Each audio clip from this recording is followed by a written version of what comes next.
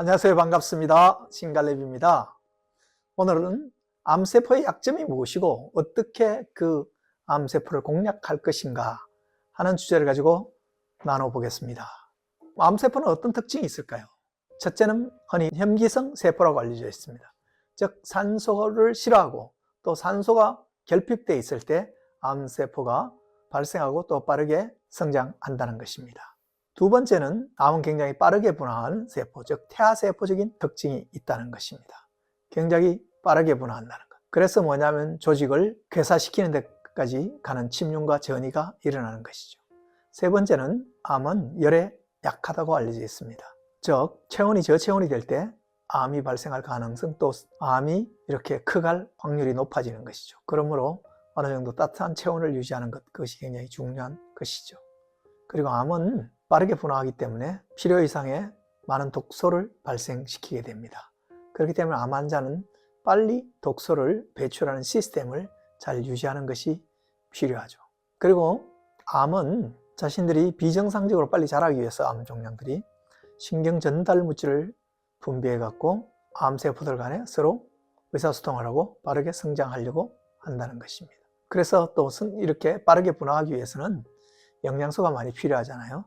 그래서 정상생보다 더 많은 신생혈관을 만들기 위해서 이런저런 노력들을 한다는 것입니다.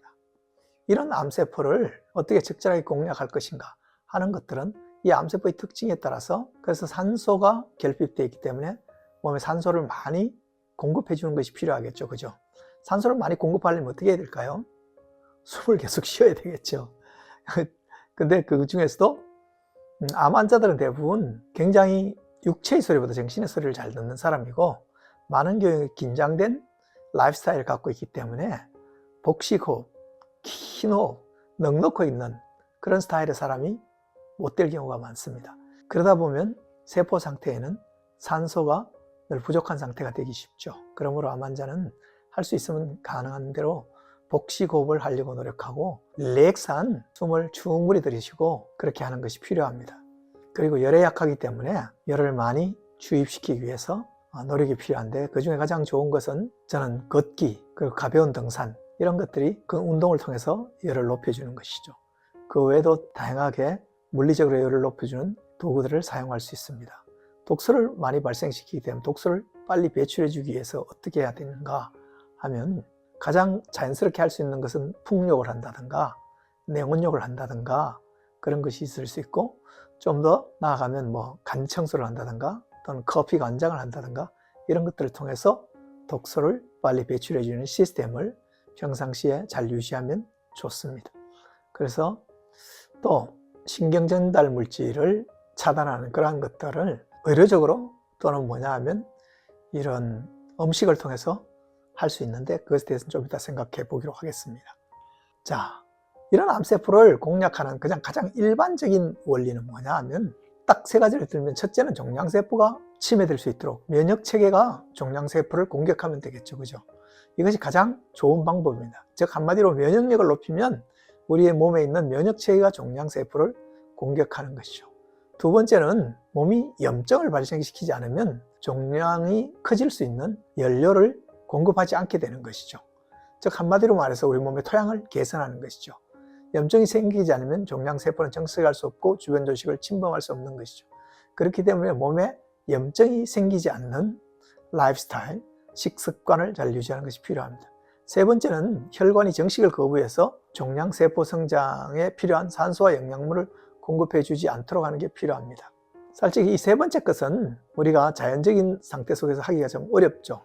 그래서 사실 유의성이라는 관점에서 보면 면역력을 높이는 것, 몸의 염증을 없애는 것, 이것이 더 중요하고 더 큰 영향력을 미치지만 의료 현장에서는 사실 신생혈관을 만들지 못하도록 하는 그런 기전을 가지고 접근하는 양리적인 요법들이 더 우선하는 경우를 봅니다. 그 이유는 뭐냐 하면 그것이 훨씬 더 상업적으로는 효과적이기 때문에 그런 것이죠. 그 의학적으로 입증된 신생혈관 억제제들이 있죠. VEGF라고 해서 Vascular Endothelial Growth Factor라는 것인데, 이러한 신생혈관을 억제하는 신생혈관의 서로 간의 의사소통을 차단하는 물질을 어디에 차단할 것인가 하는 것에 따라서 뭐냐 하면 VEGF 자체에 차단하는 것도 있고, VEGF, 즉 신생혈관 성장 인자에 대한 리셉터를 공격하는 것도 있고, 또는 그 중앙에 가짜를 만드는 것도 있고, 이것에 따라서 주로 표적 치료제라는 이름으로 개발되는 아바스틴이라든가 사이람자 이런 것들이 있습니다.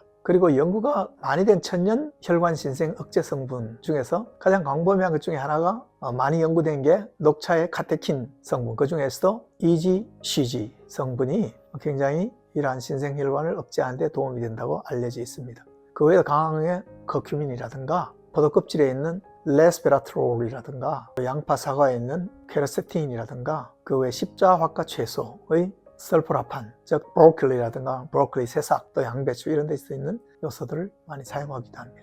그 외에도 많이 주목받는 것이 완숙 토마토에서 나오는 라이코펜이라는 성분입니다. 이것을 굉장히 고농도로 농축해서 판매하고 있는 제품들이 있죠. 또 석류의 폴리페놀이라든가 마늘의 유기형 화합물 이런 것들, 또는 버섯의 베타글루칸 이런 것들이 사실 신생혈관 억제에 도움을 주기도 합니다. 근데 사실 가장 원론적인 것은 신생혈관을 억제하는 가장 중요한 것은 혈당을 안정시키고 규칙적으로 운동하고 충분한 수면을 취하고 염증이 감소된 식단을 잘 유지하는 것, 이것이 사실 신생혈관을 억제시키는 중요한 기전이라고 말할 수 있습니다.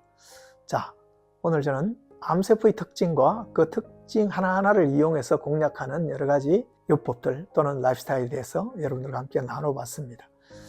지피지기면 백전백승이라고, 이 암의 세포들의 지닌 특성들을 잘 이해하고 그것에 적절하게 응대하는, 그래서 성공적으로 치병하는 우리들이 했으면 좋겠습니다. 감사합니다.